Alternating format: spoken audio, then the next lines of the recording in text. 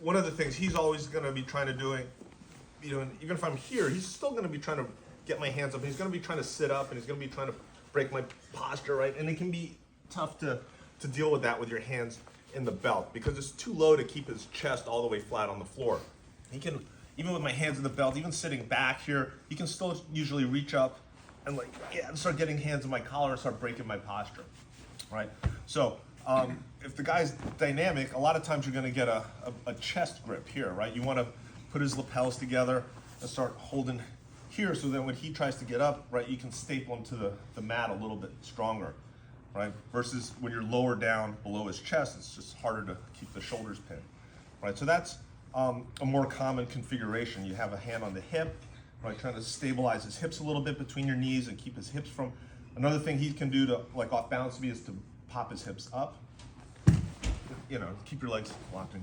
Yeah, he lifts his hips up, and that kind of dislodges me a little bit, and then combine that with a drop and pull with the knee. Yeah, right. So the hips up and down is another concern. So we have main grip, you know, support grip here, trying to keep him stable, right? And it's not easy against big, strong guys, but this is usually a configuration that you want to be aware of, right? What's the purpose of this? I can block a little bit side to side, and my knees are doing that. It's to try to keep his hips from bucking up and down, right? And this is to try to keep his shoulders on the mat, okay? Now, while I'm doing this, he's gonna start going for my grips. He's gonna start trying, yeah, and as he starts doing that, breaking my grips, right, I'm gonna start to look at capturing a sleeve grip, okay? So I usually start here, and then as he starts coming and working on my hands, I'm gonna capture a sleeve grip here. Once you have the sleeve grip, I can step up with the same side, right? And then I can start coming up here and then looking to pull up. And then I wanna usually trap his hand by pulling my elbow to my ribs, right? So now, even if he scoops under this leg, that's okay. I have this arm right here, okay? And it's hard for him to manage with that. And now I can shake and break the legs open. And then if he's got this grip, I can just go over the leg here, try to break that grip or do whatever, but I wanna open the guard and take the space up between his knees, okay? So what's not gonna work, right, is me trying to catch one of his hands, right?